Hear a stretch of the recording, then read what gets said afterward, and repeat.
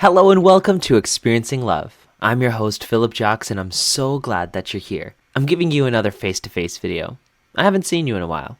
Or, I guess the better way to say it is you haven't seen me in a while. And so instead of doing anything extra today, I'm just going to show up as myself once again, and also use this as an excuse to practice some more of my editing skills.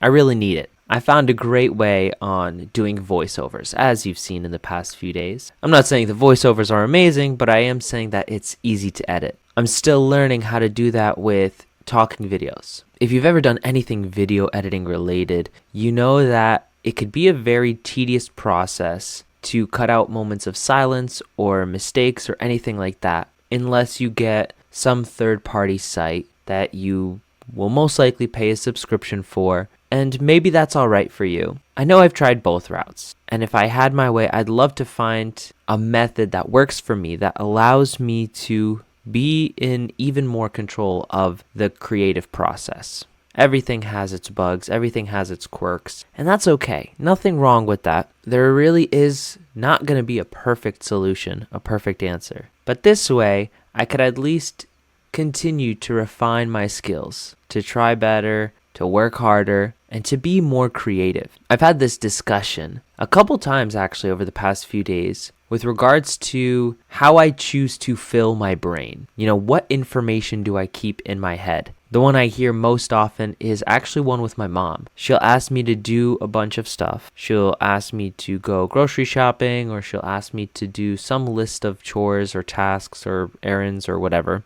And I always ask her, hey, can you just write it down for me? Could you do me a favor and just put it on a piece of paper so I have it? Or can you text me that? And her response is always one of almost like mild exasperation of like, oh my gosh, really? Like you can't remember the 4 items at the grocery store? Like, why not? And what I always say to that is stuff like that doesn't belong in my head. It just doesn't. I take inspiration from the book Building a Second Brain by Tiago Forte. And he has this philosophy, this principle that your brain is meant for creative thinking, for problem solving. And the more you keep mundane lists and tasks and information in there that could be easily put in, the notes app of your phone or in a voice memo or in your calendar, the less mental capacity you have to come up with solutions to whatever you have going on at that time. Before reading his book,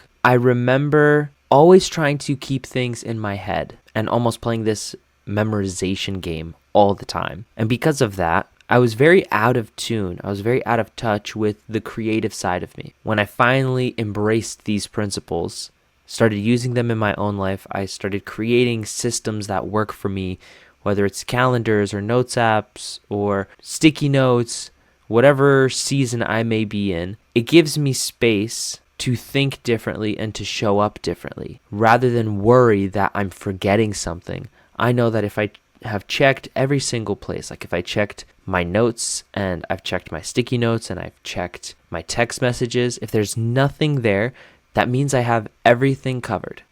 Part of having ideas and coming up with them is being able to put them someplace, to be able to do something with the ideas. It's really easy to come up with a lot of ideas, but it's much more difficult to act on them. One thing that makes that process even more difficult is if you have useless information in your head. So anyways, rant aside, I've had that discussion not just with my mom, but with multiple people recently. What is it that exists in your head? Like, what do you choose to spend your mental energy on? Are you focused on things that could easily be automated, or things that could easily be written down and forgotten about for the moment? Or are you focused on the bigger thing? Maybe bigger goals that you have, or bigger to-dos, maybe bigger projects, like bigger problems you have. Maybe you're focused on the relationships in your life, or you're thinking about fun things to do over the weekend, maybe an excuse to visit some friends or family, or maybe you're thinking about travel plans. The possibilities are truly endless so long as you have the capacity to do so, so long as you give yourself the space. That space is so crucial. Space that I'm always trying to free up, because it's also not great to do too much. Like, that feeling where the calendar feels full, the to-do list feels like it's overflowing. You may get 20 things done, yet you lay your head down at night wondering, where did the time go and did I even get anything done? Like, did I do things that actually matter today? Or did I just run through the checklist again? You know that feeling. I know you do. And one of the great joys that I get in my life is actually cutting things out, paring things down, making room for even more things that I enjoy. Asking myself, all right, what is it that really matters? What is it that I'm really doing that's moving the needle? What is it that I'm doing that's not doing those things? Like, what's a waste of time, a waste of energy, a waste of my emotional states? There's a lot of things that I used to do that I was actually doing because someone else told me it was a good idea to do. But I realized when I cut them out, I was all the more better for it. I was more happy. I was more excited. I was more pleased with the way I lived my life. I used to go places that I never liked going to. I used to hang out with people that didn't really fill me with energy. It was more like they drained me of it. And I know it could sound harsh to cut out people, but we all do it. Like, I guarantee you there's someone you've said goodbye to in your life. You've done it before. People have done it to you. Yeah, it might feel a little hurtful. You might be a little sad. But also remember this, for every great person you have in your life, you once had to say hello to them. They once had to be invited into your life. Maybe you're lucky and you've had these people since you were super young, or maybe since you were born and your family brought them in. But chances are there's at least a few people out there that weren't there when you were born. They were there when you were just a little kid, or maybe even a teenager, a young adult. It might be someone you just recently met. But remember, there's a time in your life when you didn't know them, and now you do, because you had the capacity to say hello. We could only know so many people. We could only do so many things. And eventually, if we want to do more or try new things, we have to make room for it. Make room for what matters in your life. Make the choices that help you do that. In doing so, I'll tell you this very frankly, you're going to have to say no very often. I guess another philosophy or mentality, maybe, that I follow right now is that if my gut reaction to a proposal, to an idea isn't hell yeah, it's a no. If I commit to doing something, it's because I really want to do it. Yeah, eventually, maybe down the line, I may have some doubts. I've had those moments before. But I know that in the moment, if I'm like, oh yeah, I'm down, then I commit to it. Then I commit and I know it's worth it. There have been many times in my life where someone tells me something and I'm like, I don't know. And guess what? It's like I created that in myself. I created that in the environment, right? Like, I went to the event or I went to whatever it is I was invited to do. And it wasn't a great time.